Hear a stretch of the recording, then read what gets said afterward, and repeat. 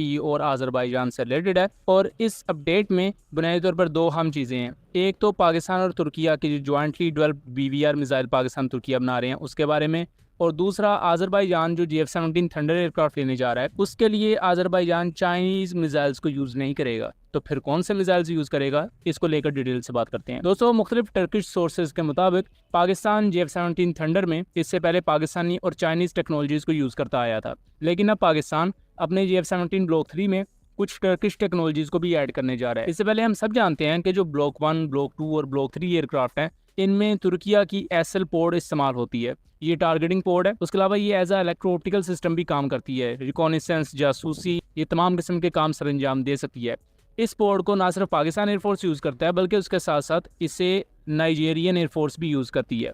इसके साथ साथ दोस्तों आज़रबाईजान भी इस पोड को खरीदेगा। GF-17 थंडर के साथ इस पोड का होना, खास तौर पर जो लेजर गाइडेड बॉम्ब्स हैं उनमें उनको गाइड करने में ये पोर्ट बहुत ज़्यादा आम होती है और समझ ले बैकबोन बन जाती है ये GF-17 थंडर की पूरी इन्वेंट्री की। यहाँ दोस्तों अहम चीज़ ये है कि अभी तक सिर्फ ये एक टर्किश सिस्टम था जो GF-17 में यूज़ होता था, लेकिन उसके अलावा GF-17 ब्लॉक 3 में कुछ नई टर्किश टेक्नोलॉजीज़ को भी ऐड किया जाएगा। अब ये नई टर्किश टेक्नोलॉजीज़ कौन सी होंगी तो इसके बारे में अभी तक एग्जैक्ट तो नहीं पता, लेकिन ये कहा जा रहा है कि ये टर्किश मिसाइल्स को फायर करने के भी काबिल होगा। जैसा कि अगर हम अभी भी देखें तो पाकिस्तान के पास जो टर्किश ड्रोन्स हैं ये पाकिस्तानी बॉम्ब्स को भी कैरी कर सकते हैं। इसी तरह जो पाकिस्तान चाइना का GF-17 थंडर होगा उसकी इंटीग्रेशन को और ज़्यादा वसी किया जाएगा। यानी कि अभी तक ये पाकिस्तानी कंपनीज के बनाए गए एयर टू ग्राउंड म्यूनिशंस को, चाइनीज़ मिसाइल्स को फायर करने के काबिल है, लेकिन फ्यूचर में ये टर्किश मिसाइल्स और टर्किश वेपन्स को भी फायर करने के काबिल होगा। तुर्किया इस वक्त मुख्तलिफ किस्म के एयर टू एयर मिसाइल्स बना रहा है। बोज़दुगान इंफ्रारेड बेस्ड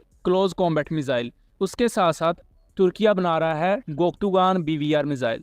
अब गोक्तुगान 1 जो वर्जन है उसकी टेस्ट वगैरह भी किए गए हैं। रिसेंटली आई थिंक जुलाई में एक टेस्ट भी कंडक्ट किया गया था। तो इसकी रेंज होगी पाकिस्तान एयरफोर्स के जो मौजूदा PL-12 मिसाइल हैं उन जितनी, मतलब 70 किलोमीटर 90 किलोमीटर।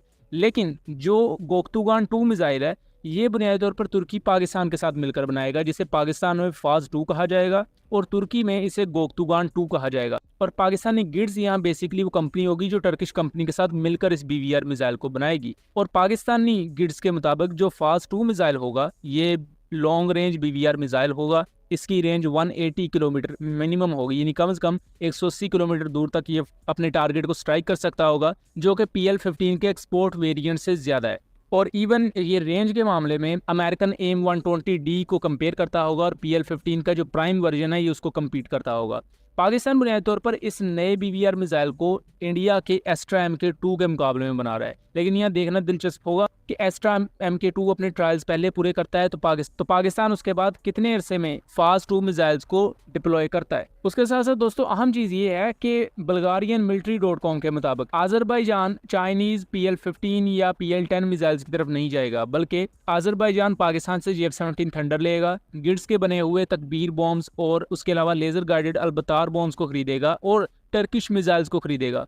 अब ये जो टर्किश मिसाइल्स होंगे इनमें क्लोज कॉम्बैट मिसाइल तो आपको वही मिलेगा तुर्किया का बोज़दुगान, और उसके बाद जो BVR मिसाइल होगा वो पुराना गोक्तुगान 1 नहीं बल्कि जो पाकिस्तान और तुर्की मिलकर बना रहे होंगे, जिसे तुर्की में गोक्तुगान 2 कहा जाएगा और पाकिस्तान में फाज 2 कहा जाएगा, वो मिसाइल आज़रबाईजान खरीदेगा। तो यहाँ ये भी देखना दिलचस्प होगा कि इसकी डिलीवरीज डायरेक्ट तुर्की आज़रबाईजान को करेगा या इसकी डिलीवरीज भी GF-17 थंडर के साथ पाकिस्तान से ही जाएंगी। अब दोस्तों यहाँ आम चीज़ ये है कि अगर इस वक्त डायनामिक्स को देखा जाए तो पाकिस्तान के पास ना तो अकेले इतनी R&D है, ना ही अकेले इतने फंड्स हैं कि पाकिस्तान इस तरह के जो बड़े प्रोजेक्ट्स को खुद लेकर चल सके। तो इसलिए पाकिस्तान अपने प्रोजेक्ट्स को या तो चाइना के साथ मिलकर पूरा करता है या तुर्किया के साथ।